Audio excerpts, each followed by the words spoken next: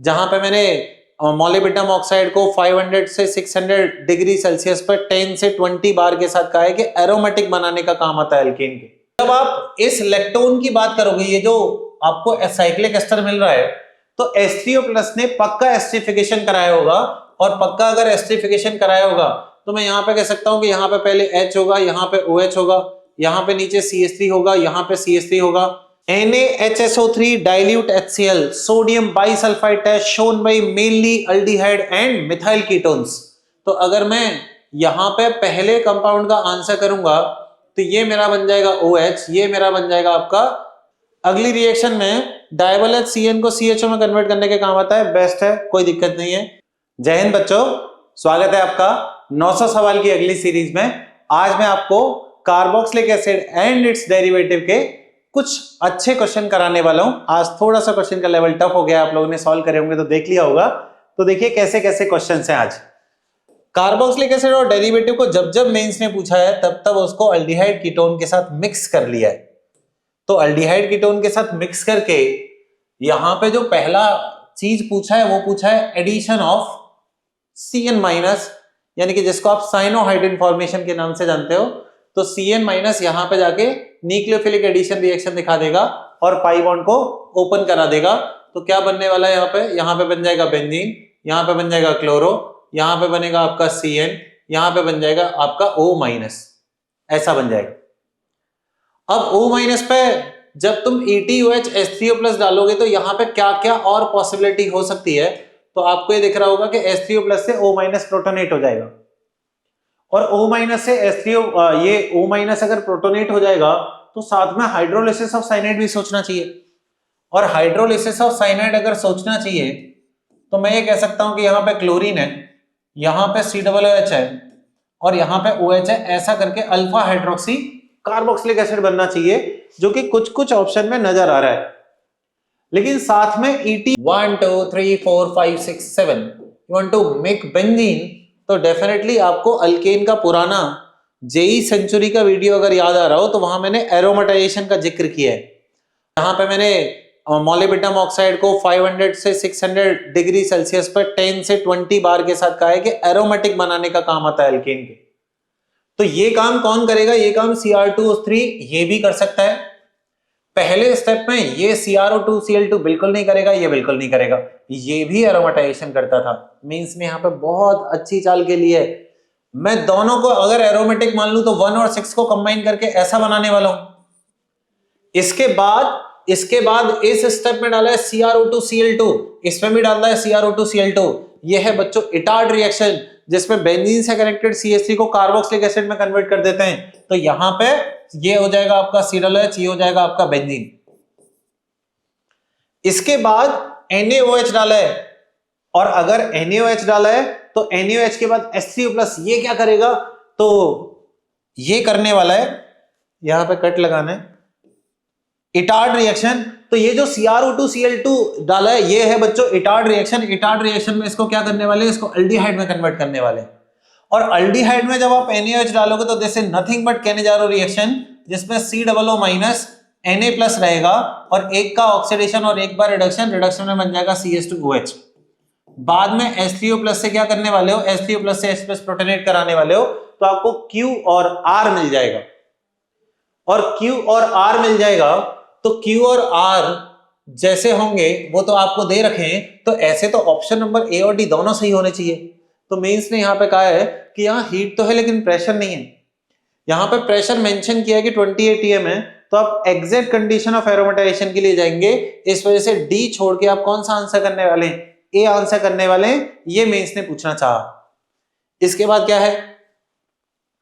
एक compound X है जिसमें SCHO, KOH, KCN अल्कोहलिक और H3O+ के बारे में पूछा है, और एक लेक्टोन मिल रहा है। लेक्टोन का मतलब होता है बच्चों साइक्लिक एस्टर। एक लेक्टोन मिल रहा है जहां पे CH3, जहां पे OH, ऐसा करके स्ट्रक्चर है।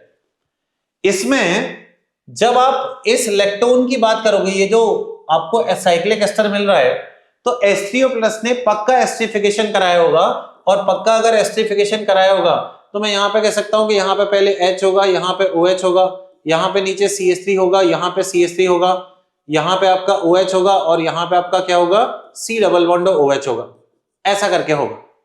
इससे पहले क्या रहा होगा, इससे पहले डेफिनेटली यहां पे CN रहा होगा जिसकी हाइड्रोलिसिस हो गई होगी। आप समझ रहे हैं मेरी बात को? इससे पहले क्या रहा होगा, इससे पहले KCN का साइनोहाइड्रिन फॉर्मेशन हुआ होगा, तो साइनोहाइड्रिन फॉर्मेशन की जगह पे यहां पे मैं अल्डिहाइड ले आता हूं, ऐसा रहा होगा।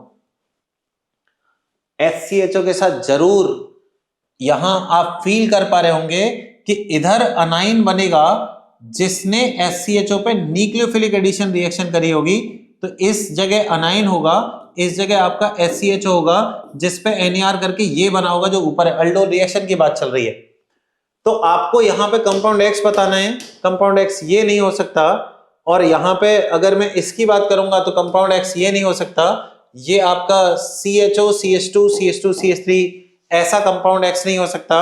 और क्या हो सकता है यहाँ पे कंपाउंड X के बारे में, कंपाउंड X आपका क्या होना चाहिए, कंपाउंड X होना चाहिए आइसोप्रोपाइल CHO, ऐसा कुछ होना चाहिए।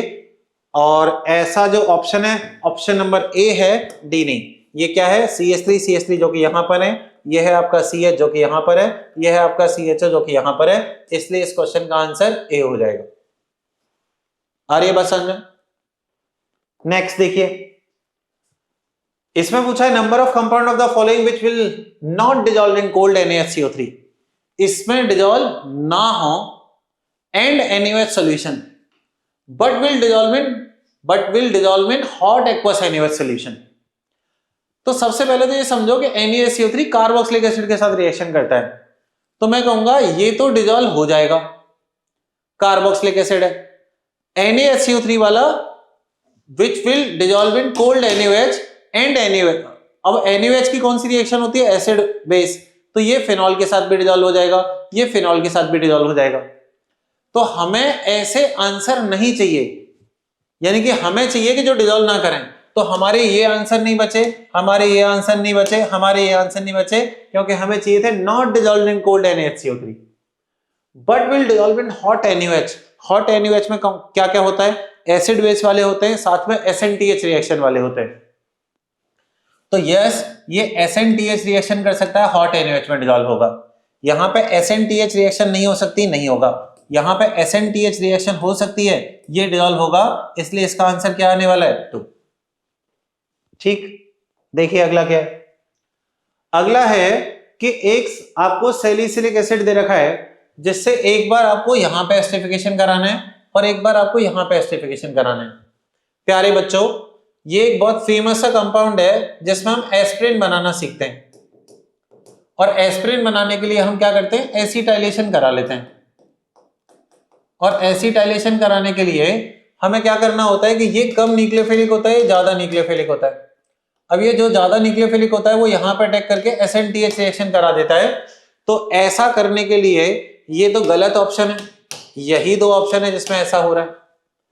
अगर तुमने वापस से डाल दिया तो सेम चीज तो ऊपर ही होनी थी ना, तो यहां पे क्या करना पड़ेगा, एसिडिक मीडियम में अल्कोहल डालना पड़ेगा, जिससे आप इस वाले कंपाउंड का प्रिपरेशन कर सकें, जिसको ऑयल ऑफ विंटरग्रीन के नाम से जाना जाता है, जो कि आयोडेक्स फॉर्मेशन, जो आप आयोडेक्स लगाते हैं उसके काम आता है। पेन रिलीविंग प्रॉपर्टी होती है इसकी भी, तो ये भी पेन रिलीविंग प्रॉपर्टी है, ये भी पेन रिलीविंग प्रॉपर्टी है। तो कौन सा ऑप्शन सही हो जाएगा बच्चों, आपका ऑप्शन नंबर A सही हो जाएगा। नेक्स्ट देखिए, NaHSO3 dilute HCl sodium bisulfite test shown by mainly aldehyde and methyl ketones। तो अगर मैं यहां पे पहले कंपाउंड का आंसर करूंगा तो ये मेरा बन जाएगा OH, ये मेरा बन जाएगा आपका SO3 Na+, ऐसा करके व्हाइट क्रिस्टलाइन सॉलिड। फिर मुझे दे रखा है इसमें ये बनाने के बाद NaCN पानी। तो ये बात ध्यान रखना, ये जब डाइल्यूट HCl इस पर डाला होगा तो ये रिवर्सिबल रिएक्शन होती है, होना यहां पे साइनोहाइड्रिन फॉर्मेशन ही है, वापस से यहां पे CN आके जुड़ गया, ये आपका होना चाहिए A। अब A में आपको LAH डाला है, LAH का काम होता है रिडक्शन कराना, रिड्यूस करा के CN को CH2 NH2 में कन्वर्ट कर देगा। This should be the answer. इसके बाद HCl पानी और हीट, HCl पानी और हीट का अगर सहारा लेंगे तो HCl विद पानी मतलब होता है H3O+, जो कि हाइड्रोलिसिस ऑफ साइनाइड में काम आएगा, और इसको COOH में बदल देगा। तो ये होना चाहिए C, ये होना चाहिए B। मुझसे B, A, B, C तीनों के बारे में पूछा है। तो A हमारा OH और CN के साथ है बच्चों, B हमारा OH और CHO के साथ है। जी नहीं, हमें तो B में क्या चाहिए, B में NH2 चाहिए, वो तो CN को CH2NH2 में रिड्यूस करेगा। ये तो गड़बड़ है जी। अगर आप यहां पे देखोगे, क्या B में हमारा NH2 है? नहीं जी, ये भी गड़बड़ है। क्या B में NH2 है? नहीं जी, ये भी गड़बड़ है। क्या इसमें OH और CN मैच कर रहे हैं? हाँ जी। क्या इसमें OH और CH2 में NH2 मैच कर रहे हैं? हाँ जी। क्या इसमें OH और COOH मैच कर रहे हैं? हाँ जी। तो कौन सा ऑप्शन हो जाएगा? दिल्ली मेरा ऑप्शन हो जाएगा। ठीक। Isobutylaldehyde, which is nothing but this, on reaction with formaldehyde, which is one of the special case, कि इसके साथ अल्डोल करता है एक अल्फा H होने के बाद, वरना कहने जा रहा दिखाता है। मैंने सेंचुरी में बताया था कि K2CO3 को बेस मान सकते हो, अल्डोल कराने के काम आता है। कौन सा कंपाउंड देगा? HCHO माइनस बना के न्यूक्लियोफिलिक एडिशन करा के दिखने वाला है CH2OH। इसके बाद compound A react with KCN, KCN के साथ रिएक्शन करने पे क्या होता है बच्चों? साइनोहाइड्रिन का फॉर्मेशन। तो KCN से यहाँ पे OH बना लो, यहाँ पे आप OH बना लो, यहाँ पे साइनोहाइड्रिन का फॉर्मेशन कर दो। Yields compound B, which on hydrolysis, ये B हो जाएगा। इसकी हाइड्रोलिसिस कराने पे क्या मिलने वाला है? इसकी हाइड्रोलिसिस कराने पे आपको मिलने वाला है साइनाइड का कार्बोक्सिलिक एसिड। क्या मिलने वाला है? साइनाइड का carboxylic acid. The compound C is, मुझे कंपाउंड C के बारे में बात करनी है। तो लास्ट में जब हाइड्रोलिसिस कराएंगे तो यहाँ पे एस्टिफिकेशन भी सोच लेंगे, और एस्टिफिकेशन में यहाँ पे OH आने वाला है, यहाँ पे C डबल बॉन्ड O आने वाला है, यहाँ पे कार्बन और O आने वाला है। ऐसे करके साइक्लिक एस्टर बना सकते हैं। तो जरा मैच करेंगे ऑप्शन, OH के पड़ोस वाले कार्बन पे 2 methyl, then oxygen, then this, ऐसा ऑप्शन मैच कर रहा है। इसमें क्या कमी है कि C डबल बॉन्ड के पड़ोस में OH होना चाहिए, इसलिए ये मैच नहीं कर रहा है। तो आपका सही आंसर क्या आ जाएगा? Option number C। Next, A and B के MnO4 डाला है, कीटोन में पॉप ऑफ रूल लगाएंगे। C डबल बॉन्ड किसकी साइड जाता है? जहां पे कम कार्बन होते हैं, तो कम कार्बन होते हैं तो आप इसको काटने वाले हैं, इसको काटने वाले हैं। तो यहां पे काट के क्या लगा दोगे? यहां पे काट के लगा दोगे C डबल बॉन्ड O, और यहां पे इस वाले कार्बन को किस में कन्वर्ट कर दोगे? इस वाले कार्बन को C डबल H में कन्वर्ट कर दोगे। फिर आप N2H4 बेसिक मीडियम इस्तेमाल करोगे तो C डबल बॉन्ड CH2 में कन्वर्ट हो जाएगा, वोल्फ-फिस्टन रिडक्शन। तो R के साइड में होना चाहिए कीटोन, ये गलत, R के साइड में कीटोन, और इसका एल्डिहाइड तो कैसे भी नहीं बच सकता। एक ही ऑप्शन है ऐसा जिसमें वोल्फ-फिस्टन में C डबल बॉन्ड CH2 में कन्वर्ट हो जाएगा। ऐसे करके ऑप्शन नंबर B आ जाएगा बच्चों। आगे देखिए, Br2NaHCO3, Br2NaHCO3 में क्या होगा? यहां पे पहले Br+ का बनेगा हेलोनियमाइन, और Br+ का हेलोनियमाइन बनेगा तो ये बना लेगा साथ में O-। कैसे बना O-? ये जो NaHCO3 है ना, इसमें कार्बोक्सिलिक एसिड डिसॉल्व होते हैं, इससे H+ लेके क्या बना लेगा? H2CO3 का फॉर्मेशन कर लेगा इससे H+ लेके। अब ये जो O- बना है, जब ये इलेक्ट्रॉन खींचेगा तो Δ+ लगाने वाला है 2 डिग्री पर, और यहां पे जहां ज्यादा Δ+ होता है वहां पर अटैक करके ऐसे रिंग तोड़ देते हैं। उसकी वजह से यहां पे बनेगा 1, यहां पे बनेगा 2, यहां पे बनेगा 3, यहां पे बनेगा 4, यहां पे बनेगा 5। यानी कि इस जगह पे ऑक्सीजन के अटैक की वजह से एक 5 मेंबर रिंग बनने वाली है ऐसी, जिसको हम हेलोलेक्टोनाइजेशन के नाम से जानते हैं। और इस जगह पे CH2 और Br ऐसे करके प्रोडक्ट बन जाएगा। अगर मैं इसको ऑप्शन से मैच कराऊं तो मुझे सबसे best option option number B लग रहा है। ठीक, आगे आइए। इसमें SOCl2 क्या करता है जी? OH को Cl में कन्वर्ट करता है। OH को Cl में कन्वर्ट करेंगे तो OH Cl में कन्वर्ट हो गया। फिर क्या डाल रखा है? फिर डाल रखा है RnH2। क्या करेंगे अपन? SN-TH रिएक्शन, Cl को हटा देंगे। SN-TH रिएक्शन से Cl को हटाएंगे, ये बन जाएगा NHR। लेकिन आगे LAH का स्पेशल फंक्शन है। क्या फंक्शन है? स्पेशल फंक्शन है जी। कैसा स्पेशल फंक्शन है? जहां पे ये रहा मेरा डबल बॉन्ड, ये रहा मेरा CH2, जिसमें C डबल बॉन्डों को CH2 में कन्वर्ट करते हैं और ऐसा बनाते हैं। और अगर ये H3O+ है तो H3O+ इसी स्टेप को कंप्लीट करने के काम आता है। तो अगर मैं देखूंगा बेस्ट ऑप्शन कौन सा है, तो अल्कोहल तो नहीं बनाते, सी डबल बॉन्ड नहीं बनाते, Cl कहीं से लग नहीं सकता, सी डबल NH R बनाने में काम आएगा। ऑप्शन नंबर डी इसका बेस्ट ऑप्शन है। हमसे पूछा है कि which of the following condition on reaction sequence will not give acetophenone. Acetophenone होता है PHC double bond CH3 as a major product. तो अगर मैं यहाँ पे इसका ग्रिग्नार्ड का रिएक्शन कराऊंगा तो NaR होगी, और NaR से यहाँ पे बनने वाला है OH और CH3। और अगर मैं Na2R27 ले लूं तो ऑक्सीडाइज करके डेफिनेटली ये बनाएगा, ऑप्शन नंबर ए आंसर होना चाहिए। लेकिन अगर मैं यहाँ पे PH माइनस का मैं बना दूं तो PH माइनस में ये बन जाएगा O माइनस, ये बन जाएगा PH, और PCC ऑक्सीडाइजिंग एजेंट होता है, अल्कोहल को कीटोन में कन्वर्ट करता है, ये भी बना रहा है एसीटोफिनॉन। हमें नहीं आंसर करना, ध्यान रखना।